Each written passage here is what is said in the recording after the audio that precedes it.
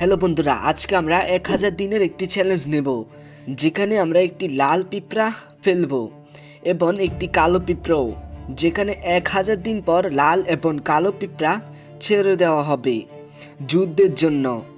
অর্থাৎ লাল এবং কালো পিঁপড়ার ভেতরে কে সবচেয়ে বেশি শক্তিশালী তা দেখার জন্য। যাই হোক, ভিডিওটি পুরোই ইন্টারেস্টিংয়ে ভরা, তাই না টেনে সম্পূর্ণ দেখতে থাকুন। প্রথমেই আমরা এখানে একদিনের একটি লাল পিঁপড়া ছেড়ে দিই, যেখানে 3 দিনের মাথায় পিঁপড়া মাটির নিচে তার আবাসস্থল খুঁজে পায়। সে অনুযায়ী সে মাটি খোদাই করতে থাকে। আপনারা জানলে অবাক হবেন, মাত্র 18 দিনের মাথায় সে অনেকগুলো ডিম পারে। আর আমাদের এই ডিমগুলো থেকেই পিঁপড়া বের হয়ে কালো পিঁপড়ার সাথে যুদ্ধ হবে, যেখানে দেখা যাবে কে সবচেয়ে বেশি শক্তিশালী। আর অবশেষে পিঁপড়াটার 64 দিন পর 2টি বাচ্চা হয়। যাই হোক, এখানে কালো পিঁপড়ারও অনেকগুলো হয়ে যায়, আর এই পিঁপড়ার সাথেই যুদ্ধ হবে। আরে শুধু এতটুকু না, আরও ইন্টারেস্টিং কিছু রয়েছে এই ভিডিওতে। আমরা কিছুক্ষণ পর দেখতে পারি এই পিঁপড়ার বাচ্চাগুলো আরেকটি বাসা তৈরি করবে, কারণ তাদের এখানে অনেকগুলো বাচ্চা হলো, যে কারণে একটা ঘরে থাকা অসম্ভব।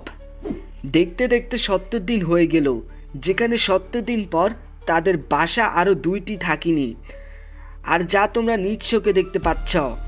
আর 70 দিনের মাথায় তাদেরকে খাবার হিসাবে চাউল দেওয়া হয়, যেখানে তাদের চাউলগুলো নিতে 3 দিন সময় লেগে যায়।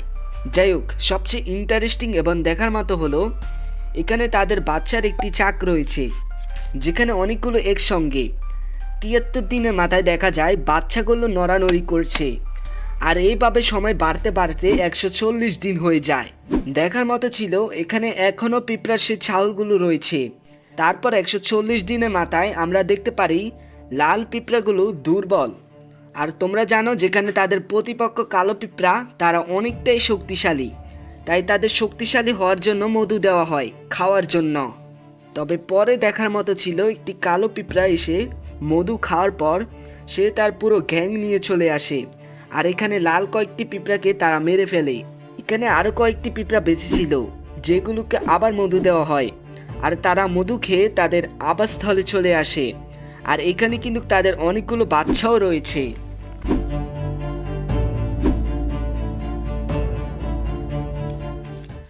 আর এইভাবে সময় যেতে যেতে অনেক দিন চলে গেল,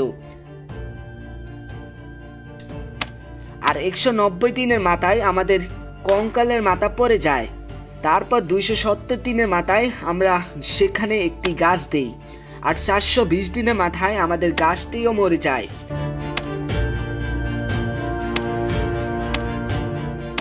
আর বরাবরই এখন 600 দিন হয়ে যায়, এবং 601 দিনের সময় আমরা এখানে কিছু মাছি ঢেলে দেই, দেখার জন্য যে এখন পিঁপড়াগুলো কতটা শক্তিশালী হলো।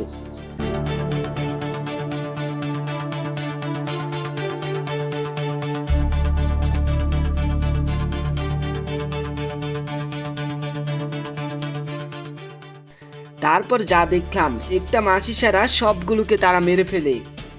আর এটা দেখার পর তো আমি পুরোই এক্সাইটেড যে এখন কি তারা পারবে কালো পিঁপড়ার সাথে, যারা আকারে 3 থেকে 5 মিলি লম্বা, দেহ 3 ভাবে বিভক্ত, যেমন মাথা, থোরাক্স ও পেট। তবে সবচেয়ে মজার তথ্য, একটি কালো পিঁপড়া নিজের ওজনের প্রায় 50 গুণ ভার বহন করতে সক্ষম। আর লাল পিঁপড়া আকারে সাধারণত 2 থেকে 6 মিলি লম্বা, আর তারাও 300 অংশে বিভক্ত, এবং যার 6টি পা এবং 2টি সুর থাকে। লাল পিঁপড়া নিজের ওজনের 20 থেকে 50 গুণ ভার তুলতে সক্ষম। তারা পানিতে ডুবে না গিয়ে বেঁচে থাকতে পারে, কারণ এরা দলবদ্ধভাবে নিজেদের শরীর জড়িয়ে বেল তৈরি করে।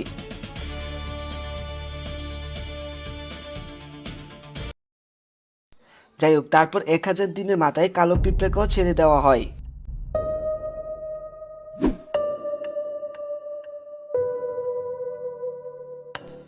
এবং বন্ধুরা, অবশেষে আমাদের লাল পিঁপড়ারাই জয়ী হয়। তো বন্ধুরা, এই ছিল আজকে আমাদের ভিডিও। ভালো লাগলে লাইক, সাবস্ক্রাইব করুন। তো ভালো থাকুন, সুস্থ থাকুন, শুভকামনা রইল আপনার জন্য। ধন্যবাদ।